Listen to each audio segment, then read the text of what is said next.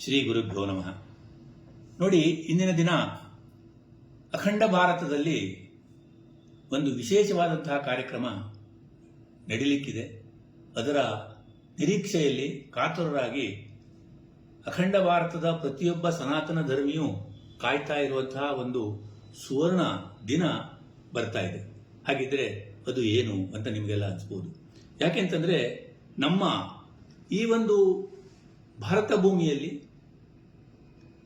ದೇವರು ದಿವಿಯಿಂದ ಭುವಿಗೆ ಮಾನವನಾಗಿ ಬಂದು ಶ್ರೀರಾಮನೆಂಬ ಹೆಸರಿನಿಂದ ಜಗತ್ಪ್ರಸಿದ್ಧನಾದಂತಹ ಒಂದು ಇತಿಹಾಸ ನಮಗೆಲ್ಲ ಗೊತ್ತಿರುವಂಥದ್ದು.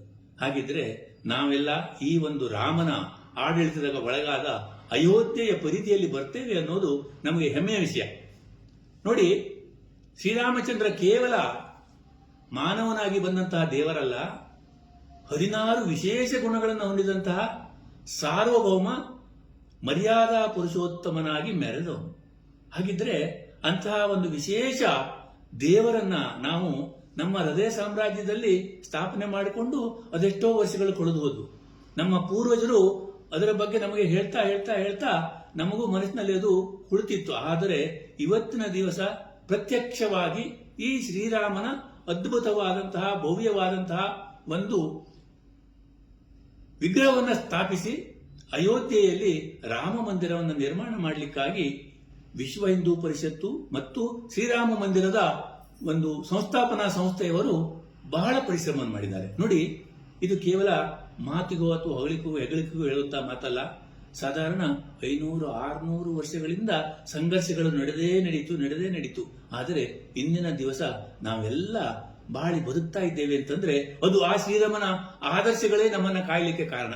ಆ ಆದರ್ಶಗಳನ್ನು ನಂಬಿ ಬದುಕುತ್ತಿರುವಂತಹ ನಮಗೆ ಇವತ್ತು ಒಂದು ಭವ್ಯವಾದಂತಹ ಒಂದು ಶ್ರೀರಾಮ ದೇವಸ್ಥಾನ ಬರ್ತಾ ಇದೆ, ಶ್ರೀರಾಮ ಮಂದಿರ ಬರ್ತಾ ಇದೆ. ಅದು ಅಯೋಧ್ಯೆಯಲ್ಲಿ.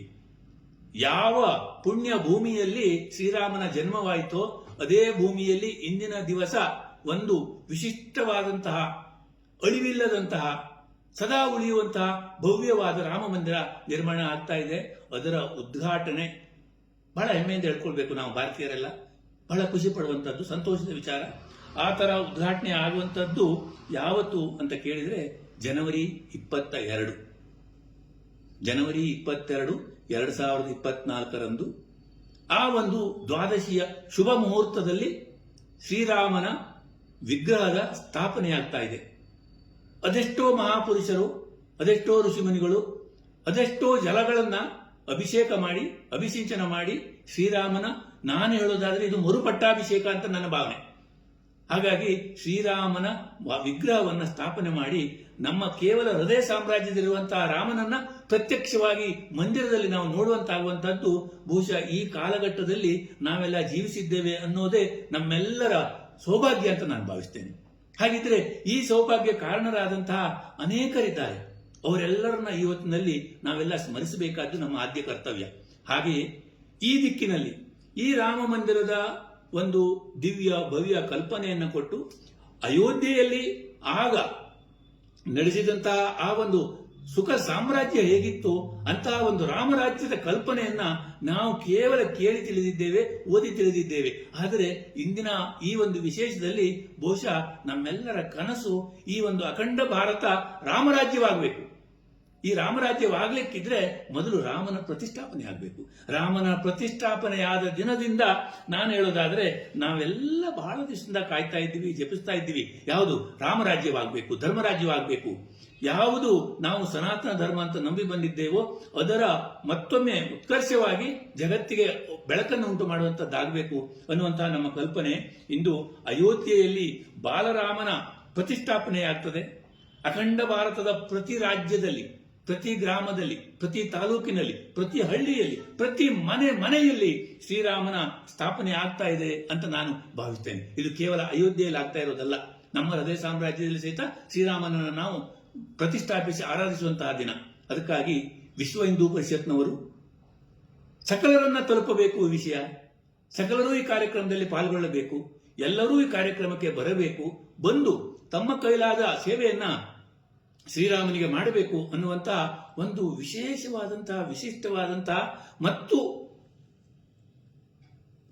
ನಾನು ಹೇಳೋದಾದ್ರೆ ಅರ್ಪಣಾ ಭಾವದಿಂದ ಕಾರ್ಯಕ್ರಮವನ್ನು ಮಾಡ್ತಾ ಇದ್ದಾರೆ.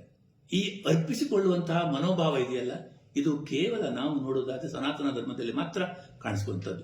ಅಂತಹ ಅರ್ಪಣಾ ಭಾವದಿಂದ ನಾವೆಲ್ಲ ನಡೆದುಕೊಳ್ಬೇಕು.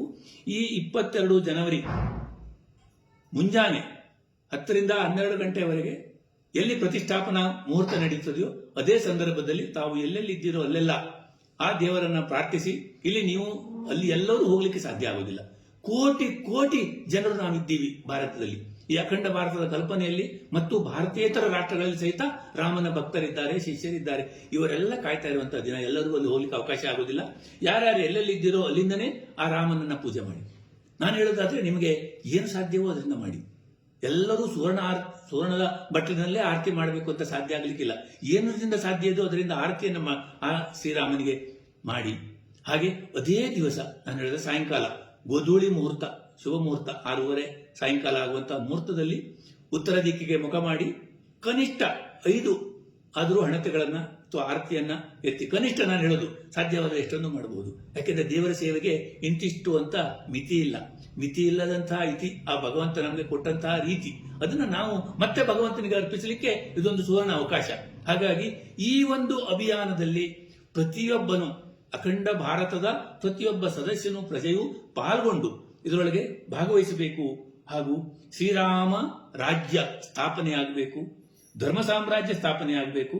ಅದನ್ನ ಈ ಸಹಸ್ರ ಕಣ್ಣುಗಳು ತಮ್ಮ ಹೃದಯದಲ್ಲಿ, ಕಣ್ಣಿನಲ್ಲಿ, ಮನಸ್ಸಿನಲ್ಲಿ ತುಂಬಿಕೊಳ್ಬೇಕು ಅಂತ ನಾನು ಪ್ರತಿಯೊಬ್ಬರಲ್ಲೂ ಪ್ರಾರ್ಥನೆ ಮಾಡಿ ಕೇಳ್ಕೊಳ್ತೇನೆ. ಅದೇ ಅಲ್ಲದೆ ನೋಡಿ, ಇವತ್ತಿನ ದಿನ ಸಂಕಲ್ಪದಂತೆ ನಾವೆಲ್ಲ ನಡೆದು ಮುಂದೆ ಸಾಕಾರಗೊಳಿಸುವಲ್ಲಿ ನಮ್ಮ ಸಂಪೂರ್ಣ ತನು ಮನ ಧನ ಸಹಾಯ ಇರಬೇಕು ಅನ್ನೋದು ಕಳಕಳಿಯ ಪ್ರಾರ್ಥನೆ. ಇದಕ್ಕೆ ವಿಶ್ವ ಹಿಂದೂ ಪರಿಷತ್ತಿನ ಬೇರೆ ಬೇರೆ ಅಂಗಗಳು ಪ್ರತಿಯೊಬ್ಬರನ್ನು ತಲುಪಲಿಕ್ಕಾಗಿ ಯಮಸಾಹಸವನ್ನು ಮಾಡ್ತಾ ಇದ್ದಾರೆ. ನಾವು ಅವರೊಟ್ಟಿಗೆ ಕೈ ಜೋಡಿಸೋಣ, ಕೈ ಕೂಡಿಸೋಣ ಹಾಗೂ ಸೇರೋಣ. ಹಾಗೆ ನಾನು ಹೇಳೋದಾದ್ರೆ ನೋಡಿ, ಕೇವಲ ರಾಮನ ಧ್ಯಾನ ಮಾಡೋದಲ್ಲ, ನಾವು ಕಾರ್ಯತತ್ಪರರಾದರೆ ಬಹುಶಃ ಈ ಕಾರ್ಯ ಸಾಧಿಸುವಲ್ಲಿ, ಸಿದ್ಧಿಸುವಲ್ಲಿ ನಾವು ದೊಡ್ಡ ಒಂದು ಕಾರ್ಯವನ್ನ ಎಸಗುವಲ್ಲಿ ಸಮರ್ಥರಾಗ್ತೇವೆ ಅಂತ ನನ್ನ ಭಾವನೆ. ಹಾಗೆ ಹೇಳ್ತಾ, ಜೈ ಶ್ರೀರಾಮ.